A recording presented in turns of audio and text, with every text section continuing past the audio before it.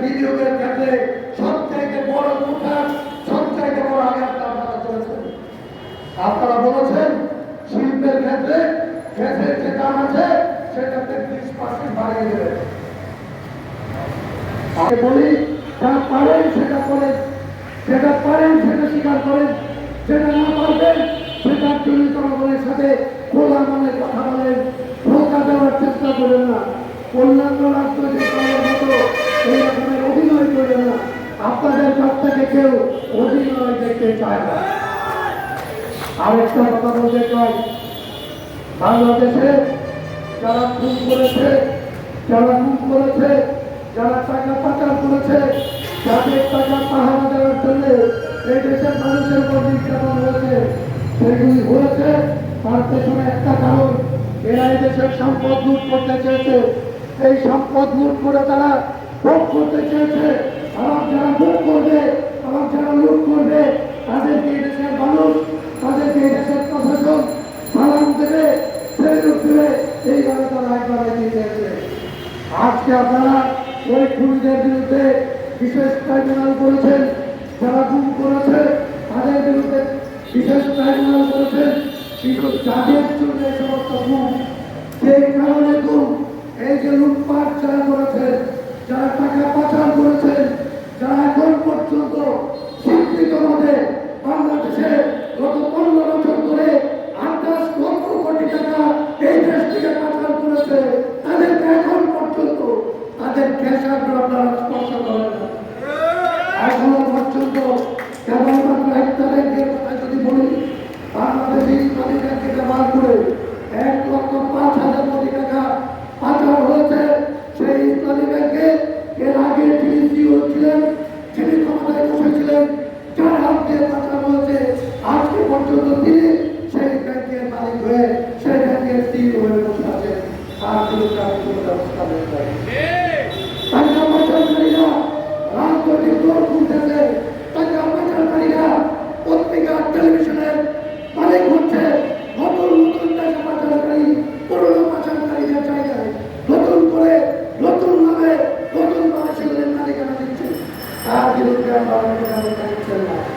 আমরা বলছি খুন যারা করেছে তাদের বিরুদ্ধে যেরকম বিশেষ ট্রাইব্যুনাল করতে হবে, সেরকম গ্যালোজির থেকে শুরু করে সাবিত গ্রুপ, প্রভাত গ্রুপ, এই সমস্ত চোরেরা যারা দেশের টাকা লুটপাট করেছে, লুটপাটের পক্ষে আইন বানিয়েছে, লুটপাটের পক্ষে ব্যাংকে ব্যবহার করেছে, লুটপাটের পক্ষে আদালতকে ব্যবহার করেছে, লুটপাটের পক্ষে সুপ্রিম কোর্টের জজদেরকে ব্যবহার করেছে, পার্লামেন্টকে ব্যবহার করেছে।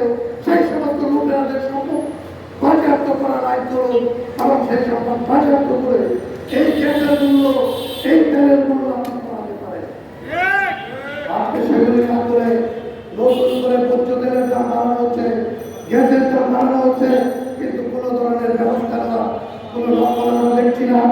যারা বাংলাদেশে নতুন রাজনীতির কথা বলে তাদের পুনরুদ্ধার করতে চায়, নতুন রাজনীতি মানে ওই লুটেরাদের তুলে ওঠা নয়। নতুন রাজনীতি মানে তাদের টাকায় সারাজনের প্রোগ্রাম করানো। নতুন রাজনীতি মানে ওই তাদের টাকা দিয়ে ইন্টারকন্টিনেন্ট নামে সেমিনার করা নয়। নতুন রাজনীতি মানে হচ্ছে যারা লুটপাট করেছে তাদের সাথে আপোষ না করে তাদের বিরুদ্ধে বাংলাদেশে আইন, বাংলাদেশের সংবিধানকে ব্যবহার করার জন্য যারা জীবন দিয়েছে, সেই জীবন দেওয়া মানুষের অঙ্গীকারকে বাস্তবায়ন করার জন্য এখনো যারা রাজপথে আছে তাদেরকে নিয়ে এই সরকারকে, এই ব্যবস্থাকে বাধ্য করানো হচ্ছে। রাষ্ট্র সংস্কার আন্দোলন গত 12 বছর এই রাজনীতির কথা বলে আসছে। এখন আমরা সেই রাজনীতির কথাই বলি এবং আমরা আরেকটা কথা বলে এই কথাটা শেষ করতে চাই। এই সংস্কারের কথা যখন আমরা বলি, আজকে অনেকের গায়ে জ্বালা বলে।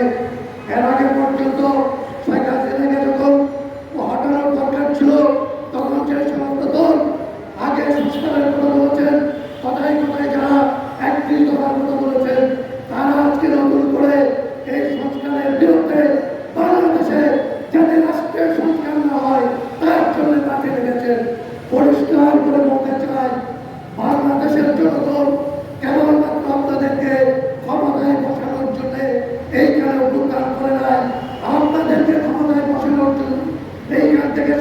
দেশটাকে তাড়ানোর জন্য বুক পেতে আবু সাইদরা জীবন দেয় নাই। আবু সাইদরা জীবন দিয়েছে তার প্রচার, তার ভাই বোনের জীবনের অধিকার প্রতিষ্ঠা করার জন্য, বাংলাদেশের রাষ্ট্রকে, বাংলাদেশের আইনকে, বাংলাদেশের সমাজকে এই আবু সাইদের পক্ষে, এই নিরাপত্তের পক্ষে, এই সাধারণ মানুষদের পক্ষে, এই গার্মেন্টস শ্রমিকদের পক্ষে, কৃষকের পক্ষে, রিক্সাওয়ালার পক্ষে, শ্রমিকের পক্ষে যে বাংলাদেশ, সেই বাংলাদেশ বানানোর জন্য, সেই বাংলাদেশ বানানোর পক্ষে, বাংলাদেশের আইন কানুনকে সংস্কার করার জন্য তারা জীবন দিয়েছে। এই রক্তের সাথে ডেলিভারি করে, জুলাইয়ের আকাঙ্ক্ষার সাথে ডেলিভারি করে বাংলাদেশে নতুন করে আর কাউকে আমরা হাসিনা হতে দেব না। বাংলাদেশে কোনো হাসিনাগিরি পরিশোধ করবে না।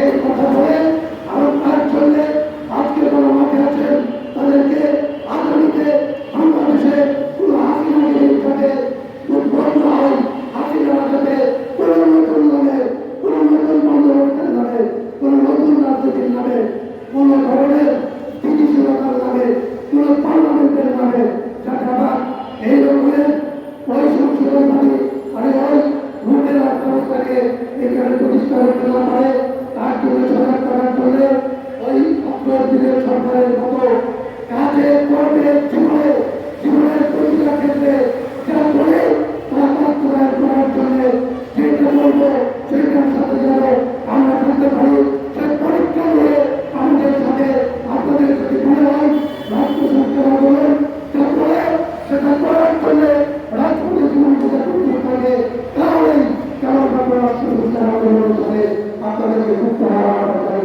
আর যদি আপনারা দেখেন যে আমাদের মতো আমরা যেটা করি আমরা সেটা করি না, আমরা যা দাবি করি তার সাথে আমাদের কোনো মিল নাই, আমাদের পিছনে দিয়ে আমরা করে যাবেন, আমাদের কোনো কথা থাকবে না। তবে যতক্ষণ পর্যন্ত বাংলাদেশের এই ব্যবস্থা প্রতিষ্ঠা করতে না পারি আমরা, ততক্ষণ পর্যন্ত এই আন্দোলন আমাদের অব্যাহত থাকবে। সরকারের দিনের যে আকাঙ্ক্ষা, সে আকাঙ্ক্ষাকে আমরা বাস্তবায়ন করবো এবং এই বাংলাদেশের সংস্কার করবো।